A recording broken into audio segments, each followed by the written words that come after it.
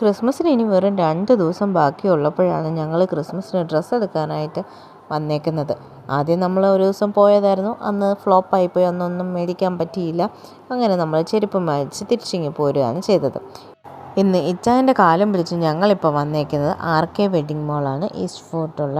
പുതിയതായിട്ട് തുറന്നത് കൊണ്ട് ഒരു പരീക്ഷണം എന്ന രീതിയിലാണ് നമ്മൾ ഇങ്ങോട്ടേക്ക് വന്നത്.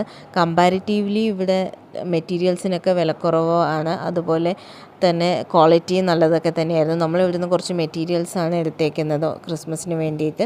അതുപോലെ ലേസും അവിടെ തന്നെ ഉണ്ടായിരുന്നു. അങ്ങനെ ലേസൊക്കെ മേടിക്കാനായിട്ട് ചേച്ചിയും അനിയനും കൂടി ഭയങ്കര ഡിസ്കഷനിലൊക്കെ ആയിരുന്നു. അങ്ങനെ നമ്മൾ ലേസൊക്കെ മേടിച്ചപ്പോഴത്തേക്കും നമ്മളവിടെ ഷോപ്പിങ്ങൊക്കെ ചെയ്തുകൊണ്ടിരിക്കുമ്പോഴത്തേക്കും ചോട്ടു ഇവിടെ ഒരു കുഞ്ഞുമായിട്ട് ചെറിയൊരു ഫ്രണ്ട്ഷിപ്പൊക്കെ ഉണ്ടാക്കി. ചോട്ടു അങ്ങനെ പെട്ടെന്നൊന്നും ആരുമായിട്ട് അങ്ങനെ അടുക്കുന്ന കൂട്ടത്തിലൊന്നും ആയിരുന്നില്ല.